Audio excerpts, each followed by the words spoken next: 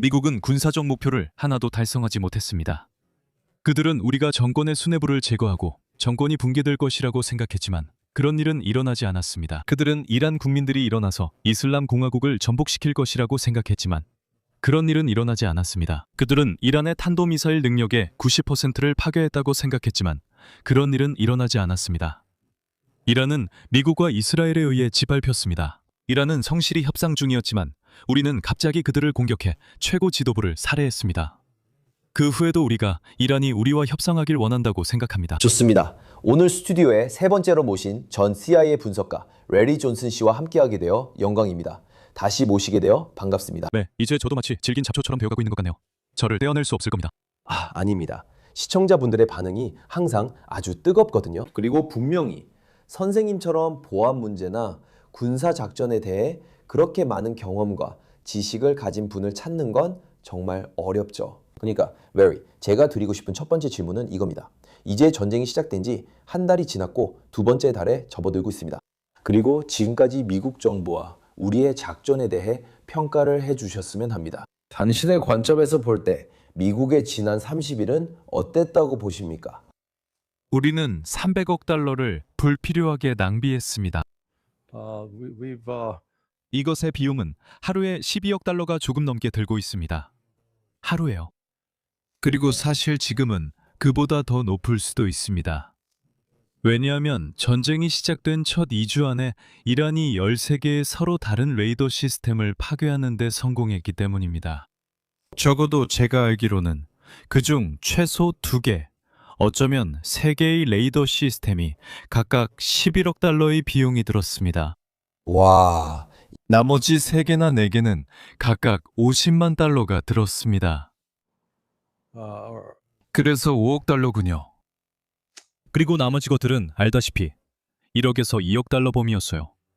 그러니까 그것만 해도 엄청난 손실이죠. 그리고 이틀 전에 AUX, 23AUX 비행기가 폭파되는 걸 봤죠. 그 비행기가 그 지역에 있는 이유는 예전 지상 레이더의 역할을 공중에서 대신하기 때문이에요. 즉, 사실상 배체할 수 없는 기능을 대신하는 거죠. 미국은 군사적 목표 중 어떤 것도 달성하지 못했습니다. 그들은 우리가 정권 수뇌부를 제거하면 정권이 붕괴될 거라 생각했지만 그렇지 않았습니다.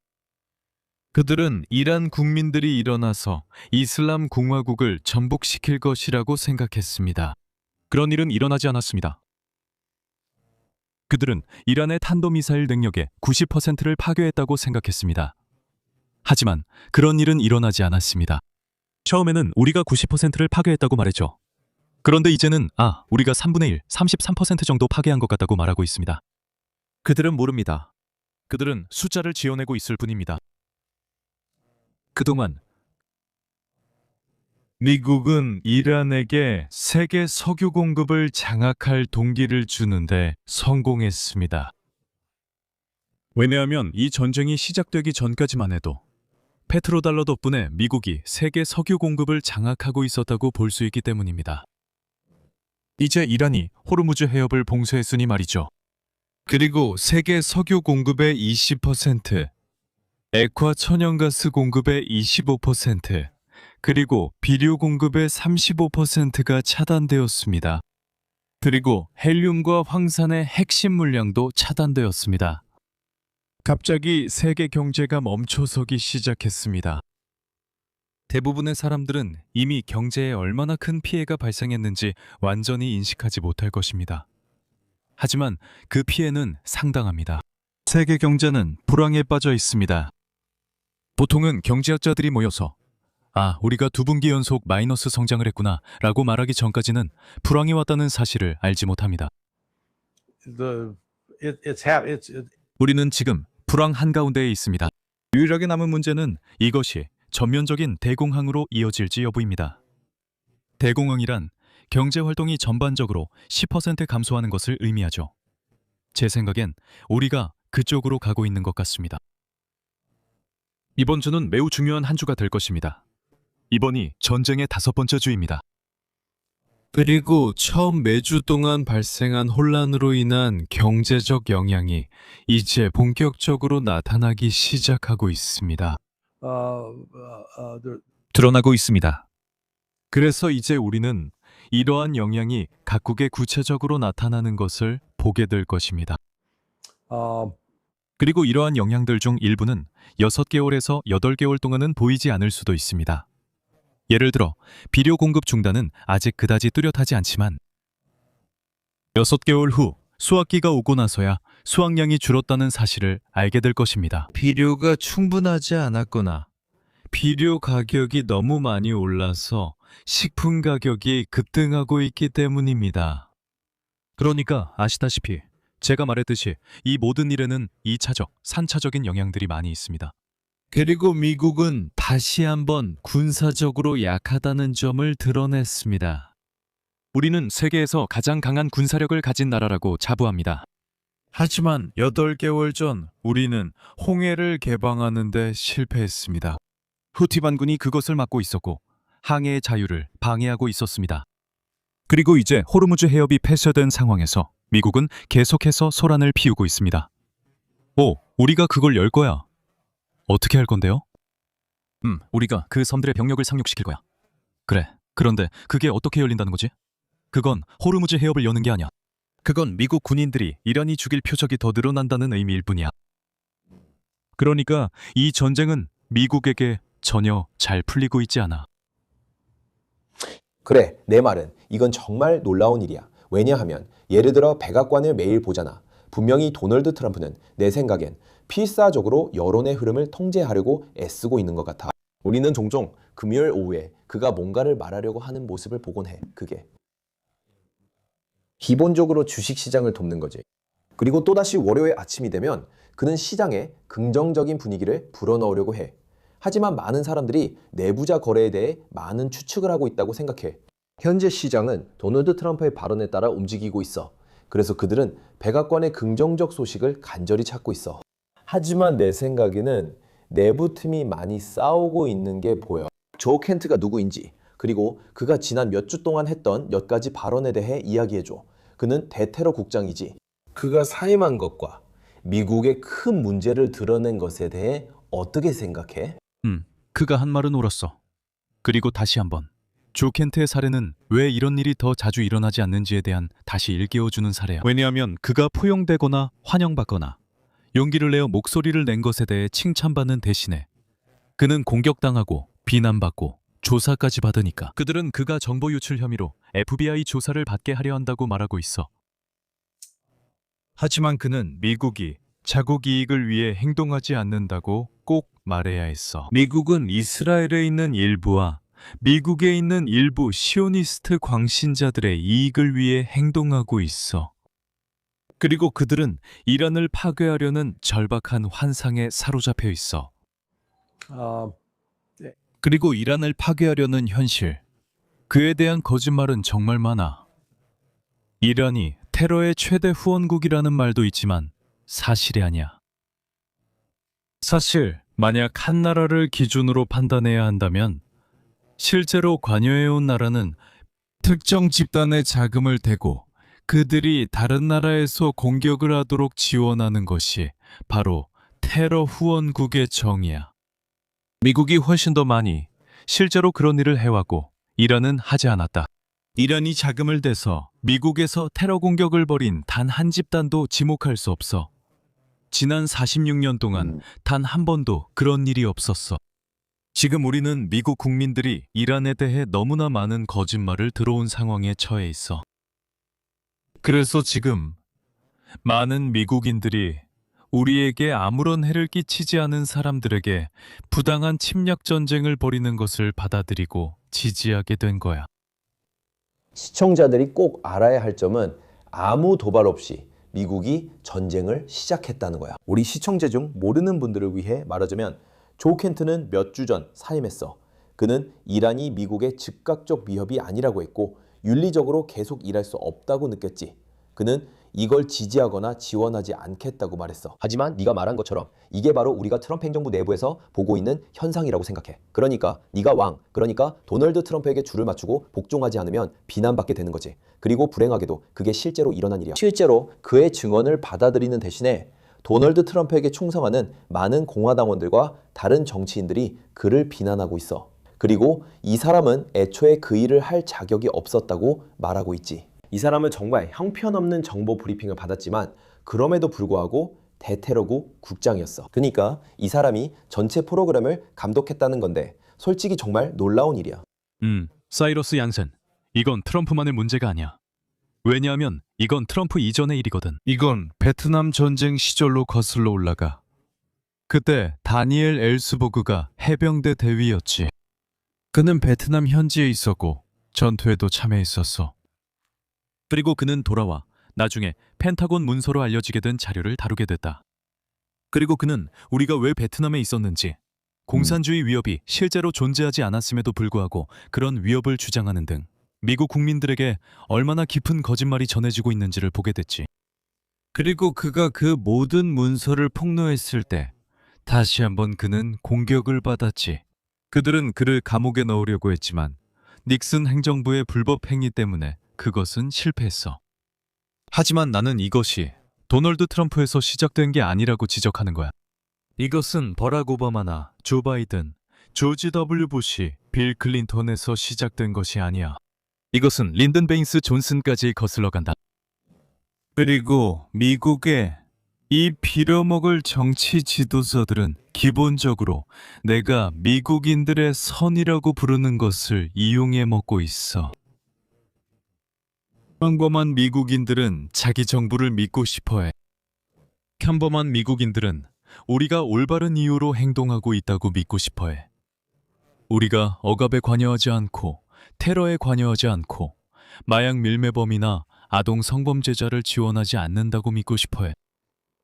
하지만 현실은 우리가 그렇게 하고 있다는 거야. 그리고 다시 한번 우리는 지금 도널드 트럼프가 제프리 앱스타인 파일을 은폐하는 것을 보고 있어. 그 파일에는 비즈니스, 금융, 정부의 고위 인사들이 아동 성범죄에 연루되어 있다는 내용이 담겨 있지. 그리고 그들을 정의의 심판대에 세우는 대신 그들을 보호하고 이를 폭로하려는 사람들을 공격하지. 그래, 지금 미국은 힘든 시기야. 내 말은 우리가 도덕성에 대해 이야기할 때 특히 아이들이 관련되어 있다면 그건 변명의 여지가 전혀 없어. 그리고 그게 뭘 보여주는지 알겠고 나도 네 말에 동의해. 이건 도널드 트럼프만의 문제가 아니라고 생각해. 이건 미국 정부 내부에 오랫동안 존재해온 깊은 문제야. 우리는 미국 정부가 진실을 말하지 않는다는 걸 알고 있어. 내 말은 마이크 폼페이오 전 국무장관이자 전 CIA 국장이 있었잖아. 그가 말했지. 나는 CIA 국장이었어. 우리는 거짓말하고 속이고 훔쳤어. 그게 매뉴얼이었지. 바로 그렇게 우리가 CIA를 만들었어. 모든 게 알다시피 사실 정말 놀라워. 하지만 지금은 좀 더 큰 이야기로 넘어가고 싶어. 왜냐면 내 생각에 우리는 지금 지상군 침공이 임박했다고 보고 있으니까. 그리고 내 생각에는 이게 만약에 일어날지 아닐지의 문제가 아니라 언제 일어날지의 문제라고 봐. 그리고 나는 지상군 침공을 실행하는 데 있어서의 물리적인 부분에 대한 네 생각을 듣고 싶어. 네 생각을 듣고 싶어. 예를 들어 미국이 우선 그들이 카그 섬을 점령할 수 있을까? 우리 시청자들도 궁금해할 거야. 카그 섬은 이란 석유의 90%가 수출되는 곳이야. 이 부분에 대해 네 생각을 말해줘. 카그 섬과 미국군의 잠재적인 지상 침공에 대해서 말이야. 카그 섬의 중요성은 과장되어 있다는 것부터 시작하자. 그곳은 이란의 5개 석유 터미널 중 하나야. 내 생각에 그곳이 가장 쉬워서 그렇게 쓰이지만 유일한 곳은 아니야. 그래서 이란은 실제로 석유 수출을 다른 터미널로 돌릴 수 있는 능력이 있어. 그러니까 카르그에만 의존하는 건 아니야. 하지만 첫 번째 문제는 이거야.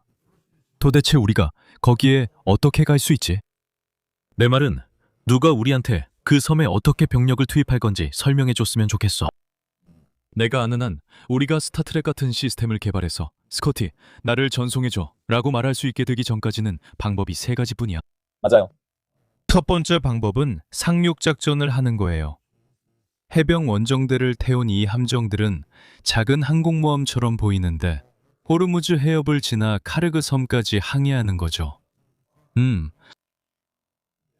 그 함정들은 절대 호르무즈 해협을 통과하지 못할 거예요. 북쪽으로 올라가기 전에 침몰당할 겁니다. 그 방법은 제외해야 해요. 그런 일은 없을 거예요. 아마도 우리 병력을 항공기로 보내는 거죠. 알다시피 5,000명 정도, 2개의 에미우스를 사우디아라비아로 항공 수송하는 겁니다.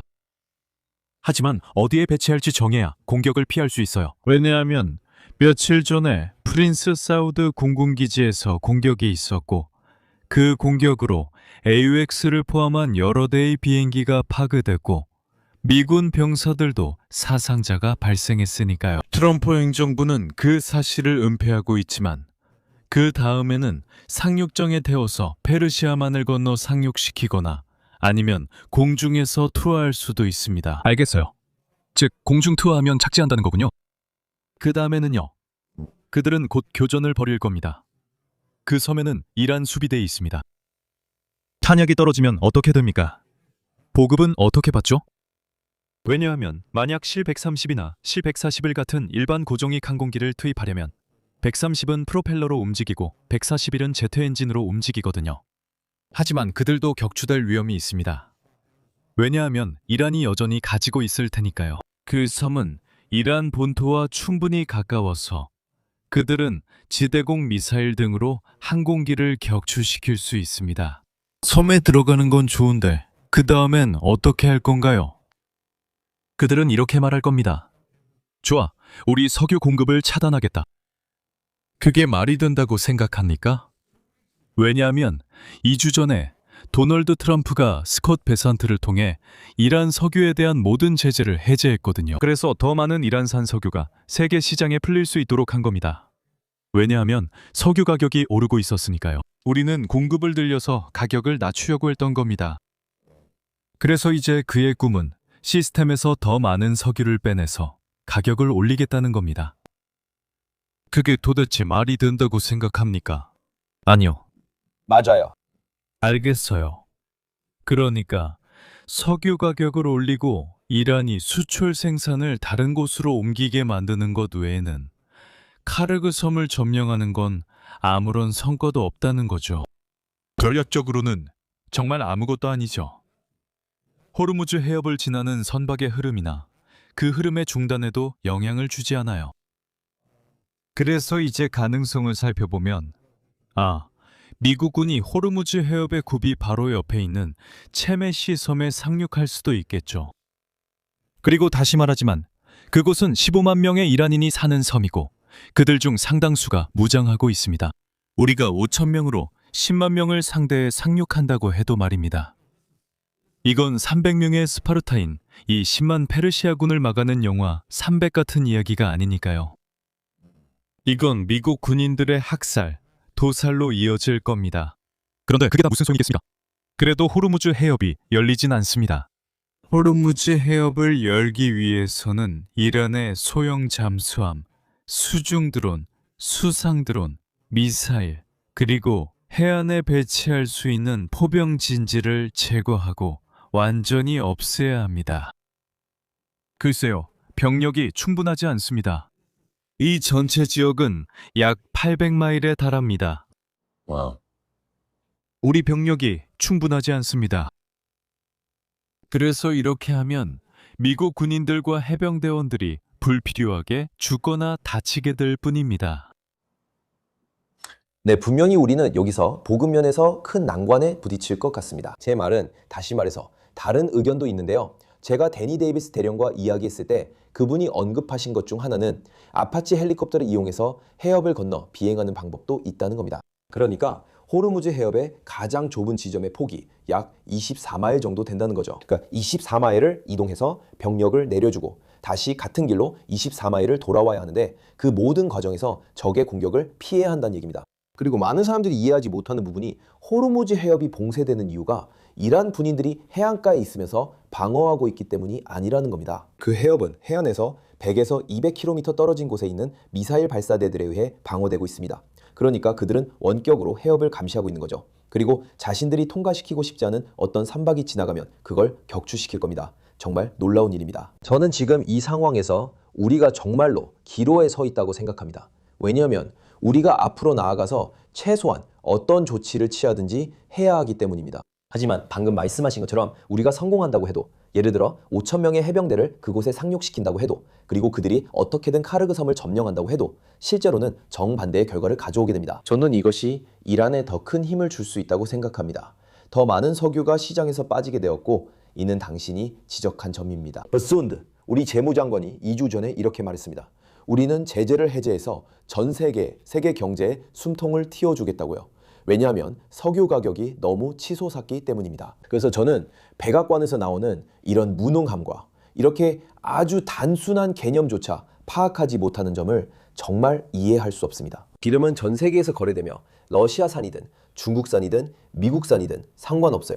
기름값은 하나고 얼마나 많은 배럴이 유통되고 어디서 오는지에 따라 달라집니다. 이란을 제외하면 이란은 세계 공급량의 25%를 차지합니다. 그렇게 되면 기름값이 완전히 치솟게 될 거예요. 만약 배럴당 150달러까지 오른다면 대부분의 경제학자들은 이것이 전 세계적인 경기 침체로 이어질 거라고 생각합니다. 네, 저는 이미 전 세계가 경기 침체에 들어섰다고 생각합니다. 경제학자들이 공식적으로 발표할 때까지 기다릴 필요도 없습니다. 우리는 이미 그 상황에 있습니다. 이제 문제는 이것이 본격적인 대공황으로 이어질 것인가 하는 겁니다. 대공황은 생산이 10% 이상 감소하는 걸 의미하는데 우리는 이미 감소폭이 그보다 훨씬 크고 한 자릿수가 아니라 두 자릿수입니다. 우리는 두 자릿수 마이너스 성장률을 기록 중입니다. 솔직히 말해서 지금 상황에서 우리가 그것을 피할 수 있을지 잘 모르겠습니다. 일부 국가들은 그렇게 큰 영향을 받지 않을 수도 있습니다. 심각하게요. 러시아가 그 대표적인 예입니다. 러시아는 가스, 액화 천연가스, 비료 등에서 자급자족이 가능합니다. 그리고 실제로 러시아가 하고 있는 일은 이제 비료 수출을 줄이고 있다는 것입니다. 맞아요. 그래서 예전처럼은 아니지만 여전히 석유를 팔고는 있지만 예전보다 2배나 비싼 가격에 팔고 있습니다. 실제로 더 적은 석유로 더 많은 현금 흐름을 얻고 있습니다. 그리고 동시에 우크라이나는 상트페테르부르크에 있는 몇몇 항구들을 공격해서 지금은 그 항구들이 운영되지 않고 있습니다. 그래서 그것이 세계 시장에서 석유 공급을 더욱 줄이고 있습니다. 그래서 트럼프는 이렇게 말하죠. 오, 그래. 우리는 신이시여. 우리는 이 전쟁을 멈추기 위해 이란과 합의 직전에 있다라고 하지만 그는 거짓말을 하고 있습니다. 그는 완전히 거짓말하고 있습니다. 그들은 합의에 전혀 근접해 있지 않습니다. 이란은 미국과 협상하고 있지 않습니다. 이란은 파키스탄과 약간의 소통이 있으며 파키스탄이 미국의 메시지를 전달해 줄 것입니다. 그리고 그중 일부에는 이란이 응답하고 다른 일부에는 이란이 그냥 무시합니다. 맞아요. 그러니까 이게 알다시피 하지만 다시 말해서 우리는 스스로에게 거짓말을 하고 있는 거죠. 아, 그래. 협상이 있다고요. 그리고 트럼프가 오늘 아침에 그렇게 말하자 주식시장이 600포인트 올랐어요. 마지막으로 내가 확인했을 때 지금은 아직도 그게 알다시피 131이에요. 알겠어요. 내려갔어요. 600에서 시작해서 오늘 500포인트나 떨어졌어요. 그리고 그게 다우지수에서 일어난 일이에요. 그러니까 이건 알다시피 이건 세계 경제에 안 좋은 일이에요. 또 다른 충격이 4월 1일 수요일에 올 거예요. 중국인들과 인도인들이 은에 관한 새로운 제도를 도입하고 있는데 기본적으로 은퇴를 위해 저축하려는 인도 사람들이 이제 은을 살 수 있게 된 거예요. 그건 바로 이 특정 시장 안에서 이루어질 겁니다. 이전에는 존재하지 않았던 거죠. 흥미롭네요. 이제 그들은 은에 대한 수요를 높일 특정 시장을 만들고 있는 거군요.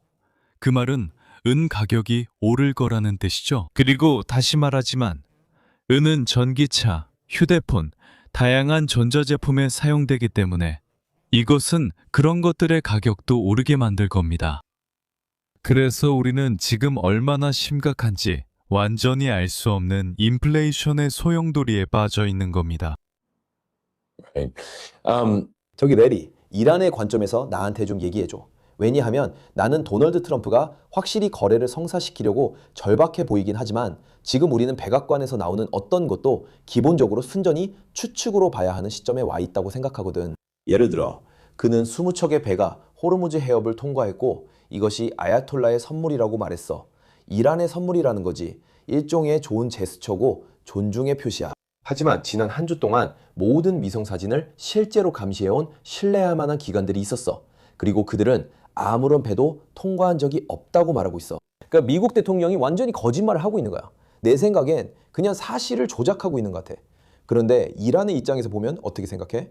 이게 생존을 위한 싸움이라고 볼 수 있을까? 이제 이란은 더는 협상할 여지가 없다고 보는 단계에 와 있는 걸까요? 그들은 왜 미국과 협상해야 하나라고 생각할 것이다. 알다시피 당신들은 마치 양치기 소년 같아 항상 말을 바꾸고 결국엔 우리도 지쳐버렸어. 이제 더는 당신들 연락도 받지 않을 거야. 그리고 우리는 그냥 당신이 늑대에게 잡아먹히도록 내버려 둘 거야. 지금 우리가 그런 상황에 있는 걸까? 만약 당신에게 딸이 있고 어떤 남자가 당신의 딸을 강간했다면 그 남자와 협상하겠습니까? 이란은 강간당했습니다. 이란은 미국과 이스라엘에 의해 강간당했습니다. 이란은 성실하게 협상하고 있었습니다. 그런데 갑자기 우리가 그들을 공격했습니다. 우리는 그들의 지도부 핵심 인물을 죽였고 6세에서 12세 사이의 어린 소녀 175명을 살해했습니다. 우리는 그들을 살해했습니다. 그리고 우리는 이란이 우리와 협상하려 한다고 생각합니다. 아니요. 다시 말하지만 그렇습니다. 그리고 제가 장담하는데 오늘 일찍 같은 질문을 파키스탄 국적자에게 했습니다. 그리고 그는 같은 대답을 했습니다. 알겠습니다. 왜냐하면 왜 그런지 아세요? 전 세계의 좋은 아버지들은 똑같은 반응을 보이거든요. 내 아이를 해치면 널 죽일 거야. 그리고 지금 이란이 바로 그런 상황에 있습니다. 우리는 그 점을 이해해야 합니다. 이란은 가장 사악하고 잔인한 방식으로 침해당했습니다.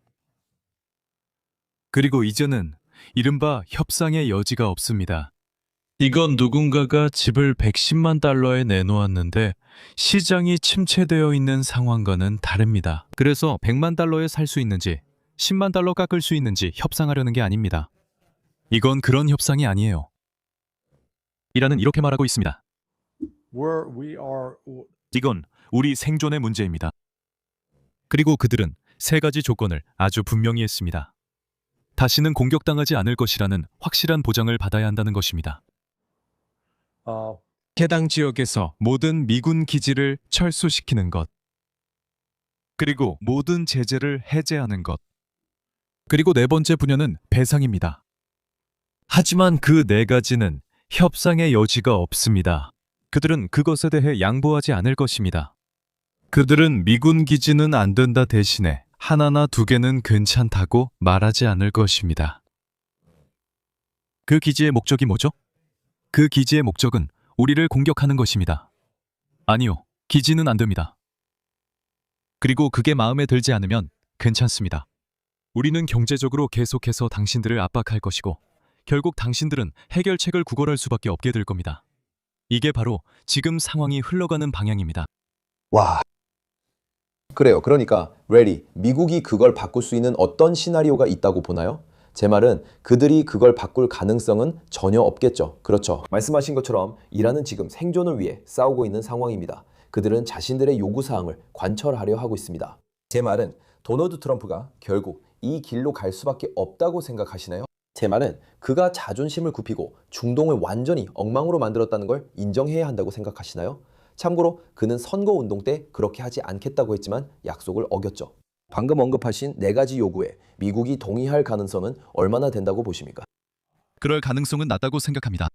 그래서 이것이 계속될 것이고 결국 미국의 경제 위기를 가져올 때까지 이어질 것입니다.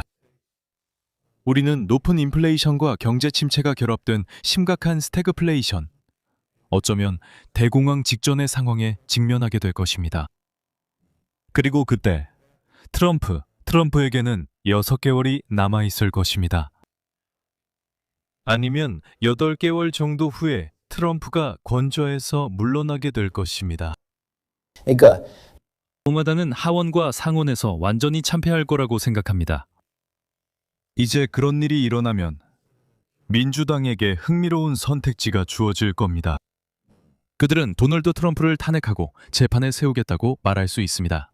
그리고 아마도 실제로 일부 공화당원들과 함께라면 트럼프를 실제로 유죄 판결할 만큼 충분한 지지를 얻을 수 있을 거라고 생각합니다. 하지만 민주당이 똑똑하다면, 물론 그게 큰 전제이긴 하죠. 그래서 하지만 그들은 가만히 앉아서 계산할 거예요. 무슨 말이냐면 트럼프는 정말 인기가 없어요. 우리가 그를 더 오래 임기 동안 두면 둘수록, 왜냐하면 그는 마지막 2년 동안 레임덕이기 때문이에요. 우리에겐 비인기의 상징 같은 인물이 있어요. 왜냐하면 우리가 그를 내보내고 JD 벤스가 들어오면 JD 벤스는 호감 가는 사람이기 때문입니다. 그리고 JD 벤스는 유능해 보여요. 그리고 JD 벤스는 충분히 상황을 반전시키고 뭔가를 개선할 수도 있겠죠. 그래서 민주당은 위험을 감수하고 싶지 않을 거라고 생각해요. 그들은 JD 벤스 같은 사람을 택하는 모험은 하지 않을 것 같아요. 하지만 제가 말했듯이 그들은 그냥 그래, 우리는 트럼프를 없앨 거야. 트럼프를 없앨 거야. 라고 말할 수 있고 그러면 JD 벤스가 그 자리를 차지하게 되죠. 그리고 완전히 새로운 구도가 형성되는 거죠. 하지만 호르무즈 해협 폐쇄로 인해 발생하는 경제적 피해는 이제 막 그 영향이 나타나기 시작했을 뿐입니다. 이 상황은 홍수 초기 단계에 비유할 수 있습니다. 건물이 있는데 기초가 이미 쓸려나간 줄도 모르는 거죠. 그래서 기초가 사라지면 벽은 겉보기에는 튼튼해 보여도 결국 무너질 수밖에 없습니다. 그리고 그게 바로 전체 기초가 쓸려나간 상태입니다. 제 생각에는 전 세계적으로 붕괴가 일어나는 모습을 보기까지 며칠 남지 않은 것 같습니다. 네, 공유하고 싶은 흥미로운 통찰이 있습니다. 저는 시드니에 사는 친한 친구와 이야기했습니다. 그가 말하길, 사이러스, 우리 정부로부터 사실상 덩고를 받았어. 우리나라에 남은 석유가 약 40일치밖에 없대. 실제로 우리는 휘발유를 전량 수입에 의존하고 있어. 당연히 그게 어디로 가겠어? 먼저 주요 도시에 갈 거야. 그래서 내륙에 있는 많은 사람들이 자동차나 트랙터에 쓸 휘발유와 같은 것들을 구하는데 어려움을 겪게 될 거야. 하지만 그는 또 이렇게 말했어. 이미 트랙터나 농기계에 쓸 디젤 공급에 큰 위기가 있다고. 이미 비료 위기도 겪고 있다고. 예를 들어 그의 친한 친구들이 농업에 종사하고 있는데 그들은 지금 씨를 뿌리지 않고 있다고 해. 비료가 없기 때문이야. 앞서 말했듯이 비료와 농작물 문제로 앞으로 6, 7개월 뒤 수확에 영향이 있을 거야. 호주에서도 이미 이런 일이 일어나고 있잖아. 맞지? 다시 말해, 시청자들이 알아야 할 중요한 점은 오늘 호르무즈 해협이 열리고 모든 게 정상으로 돌아가도 마찬가지라는 거야. 지난 30일 동안, 그러니까 한 달간의 전쟁으로 인해 이미 발생한 피해는 이게 누적 효과를 가져올 거야. 그리고 8개월 후쯤이면 호주의 농부들이 미안하지만 비료가 없어서 제때 농작물을 심지 못해서 국가에 제공할 농작물이 없다고 말하는 상황을 보게 될 거야. 그래, 맞아. 사실 호주는 지금 가을이야. 그래서 실제로는 파종기가 아니라 수확기라는 거지. 그래서 만약 그들이 이미 그런 압박을 느끼고 있다면 그건 사이클의 시작이 아니라 끝에 있기 때문이야. 파종과 수확을 생각해보면 5개월 후에 파종을 시작하려고 할 때 그 영향이 더 크게 나타날 거야. 그러니까 그들의 9월은 우리로 치면 3월과 같아. 맞아. 10월은 우리로 치면 4월과 같아. 왜냐하면 알다시피 그들은 남반구에 있으니까. 맞아. 그때쯤이면 그들은 더 이상 심을 수 없을 거야. 그들의 농작물 상당수가 나오지 않게 될 거야. 그래서 우리는 상황을 지켜보고 있어. 그래서 우리는 지금부터 1년 반 후를 내다보고 있는데 전 세계적으로 식량 부족이 일어날 거야. 우리는 세계 일부 지역에서 기근과 굶주림이 발생할 가능성을 보게 될 거야. 그래. 그래서 내가 그렇게 말했어. 다가오는 게 보여. 사람들이 듣기 싫어할 수도 있지만 그게 곧 닥칠 일이야. 네, 시청자분들이 꼭 이해해야 할 중요한 점은 이 전쟁이 진정한 세계 대전이라는 거예요. 왜냐하면 경제 전반과 우리 세계가 돌아가는 방식, 예를 들어 석유나 비료 같은 것들의 공급을 생각해보면 이 전쟁이 정말로 모든 가정, 모든 나라에 영향을 미치기 때문이죠. 하지만 레리, 여기서 정말 중요한 질문을 하고 싶어요.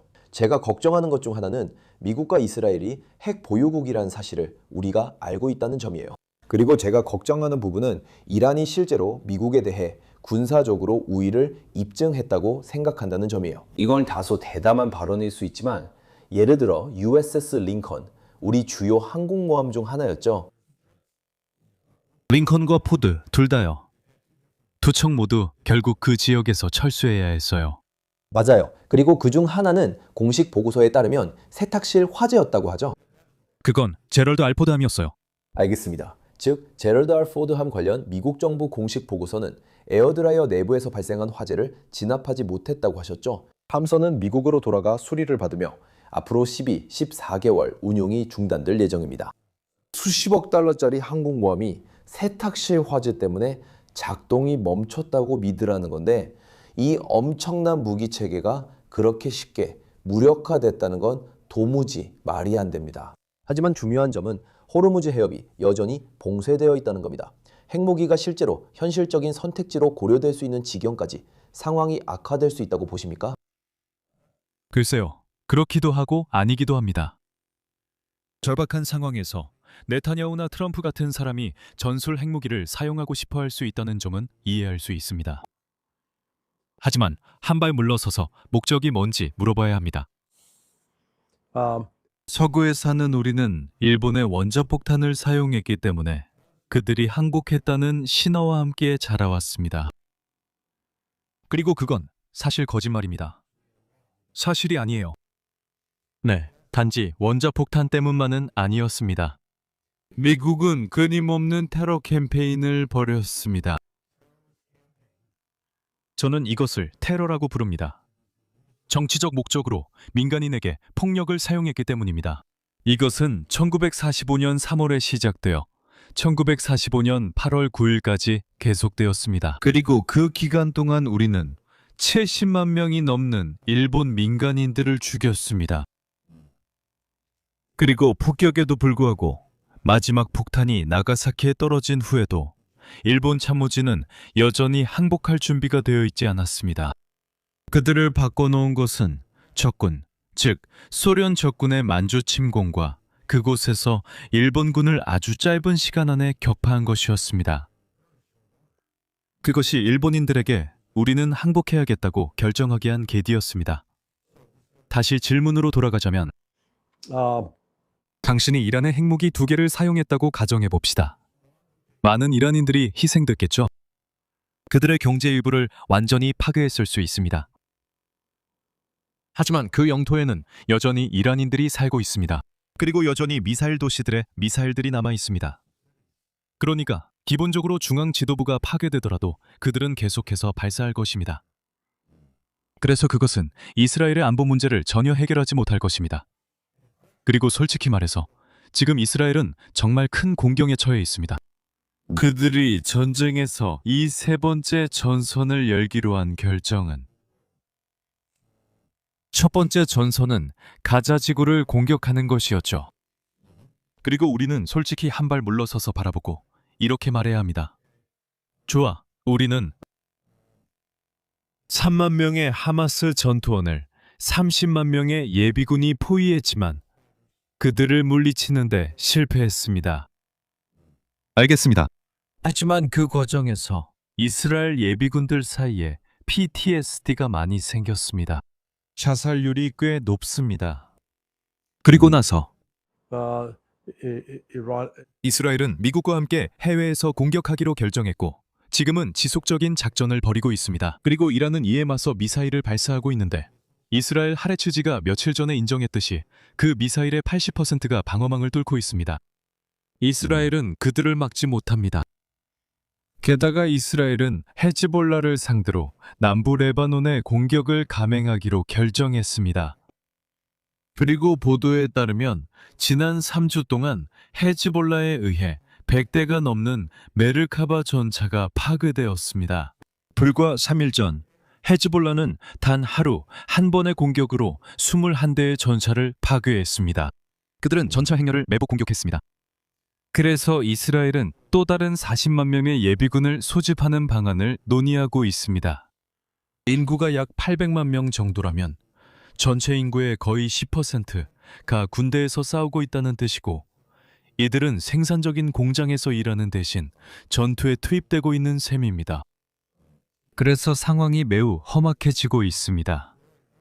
그리고 만약 이스라엘이 핵무기를 투하하기로 결정한다면 예상치 못한 결과의 법칙이 본격적으로 작동하게 될 것입니다. 북한이 핵무기를 사용하거나 파키스탄이 이스라엘을 상대로 핵무기를 사용할 가능성도 배제할 수 없습니다. 이것은 이스라엘 때문에 터키가 이스라엘을 상대로 선제 조치를 취할 가능성이 높다는 결과로 이어질 것입니다. 이스라엘이 이미 터키를 공격하고 파괴하겠다고 말로 위협한 것 때문입니다. 아시다시피 일부는 그렇게 원할 수 있지만 이게 마법 같은 해결책은 아닙니다. 이것은 반지 더 많은 죽음과 파괴로 이어지고 상황을 통제불능으로 악화시킬 뿐입니다. 네, 맞아요. 네, 레디. 이제 시간이 거의 다 됐습니다. 마지막으로 마무리 발언을 할 기회를 드리겠습니다. 이 전쟁에 대해 미국인들이 꼭 알았으면 하는 한 가지가 있다면 무엇인가요? 그리고 앞으로 몇 주 동안 지상 침공이나 다음 단계와 관련해서 어떤 점을 기대하고 계신가요? 저는 미국 국민들이 그들의 정부가 자신들에게 거짓말을 하고 있다는 사실을 깨닫길 바랍니다. 그리고 이것은 도널드 트럼프를 반대하는 것이 아닙니다. 미국 국민들에게 거짓말을 한 것은 버락 오바마, 조 바이든, 조지 W 부시, 빌 클린턴 모두가 했던 일입니다. 우리는 거짓말이 계속되어 왔습니다. 하지만 현 행정부는 미국 국민들에게 이 전쟁의 진짜 대가, 즉 육군, 해병대, 공군, 해군 장병들이 흘리고 있는 피해에 대해 제대로 알리고 있지 않습니다. 그들은 사상자 수를 심각하게 축소해 말하고 있습니다. 그들은 사건에 대해 거짓말을 하고 있습니다. KC-135가 다른 비행기와 충돌해서 추락했다고 주장하지만 사실은 그렇지 않습니다. 그 비행기는 격추당한 것입니다.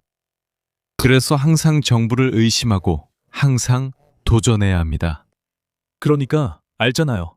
그들을 믿으려면 먼저 확인하세요. 하지만 미국 국민들, 미국의 약속은 지금 도널드 트럼프뿐만 아니라 우리 의회에 의해서도 배신당하고 있습니다.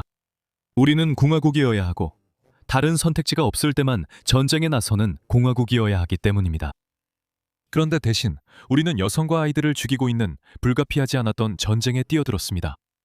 그리고 저는 예수님의 말씀, 즉 아이를 해치는 자에게 화가 있을 것이라는 말씀을 믿는 편입니다.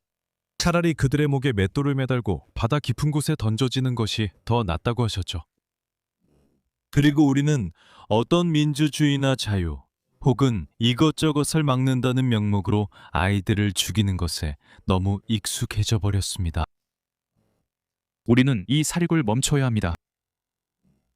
정말 동의합니다. 레리, 당신이 해온 모든 일에 다시 한번 감사드립니다. 진실을 말하는 진정한 애국자이자 미국인인 당신께 감사드립니다. 그래서 저희가 계속 당신을 이 채널에 모시는 것입니다. 여기까지 시청하셨다면 오늘 영상을 즐기셨을 겁니다. 저희가 레디의 유튜브 채널, सब스택, 그리고 그가 온라인에서 하는 일에 대한 링크를 남겨드릴 겁니다. 레디, 다시 한번 소중한 시간 내주셔서 정말 감사합니다. 고마워요, 사이러스. 정말 감사드립니다.